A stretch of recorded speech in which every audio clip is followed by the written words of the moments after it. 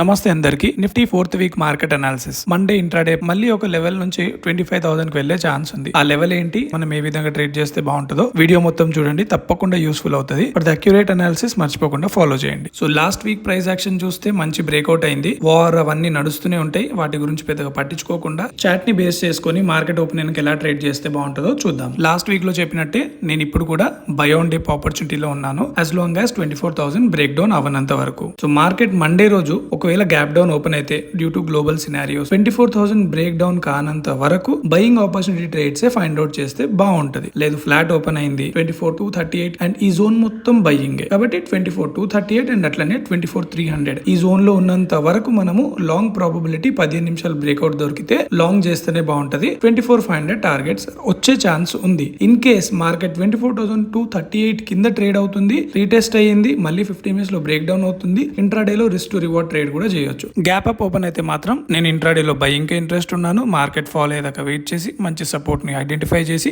Long trade చేస్తూ 25,000 targets వరకు కూడా ఒక పొజిషనల్ ట్రేడ్ దొరికే ఆపర్చునిటీ ఉంది. దానికోసం హంటింగ్ లో ఉంటాను. రేపు మార్కెట్ లో ఒక ట్రెండింగ్ మూవ్ అయితే వచ్చేలా ఉంది. ఆ ట్రేడ్ ని మీరు క్యాచ్ చేయాలి అనుకుంటే యాజ్ యూజువల్ గా నేను స్టోరీలో అప్డేట్ చేస్తాను. కానీ ఎంత మందికి లైవ్ మార్కెట్ ట్రేడ్ కావాలో కమెంట్ సెక్షన్ లో లైవ్ మార్కెట్ అప్డేట్ అని టైప్ చేయండి. నేను రేపు మార్నింగ్ స్టోరీలో అప్డేట్ ఇస్తాను. నా పేజ్ మీకు నచ్చినట్లయితే, యూస్ఫుల్ గా ఉంది అనిపిస్తే మర్చిపోకుండా ఫ్రెండ్స్ అండ్ ఫ్యామిలీకి షేర్ చేయండి. ఈ వీడియో కింద లైక్ చేయడం మర్చిపోకండి. Thank you.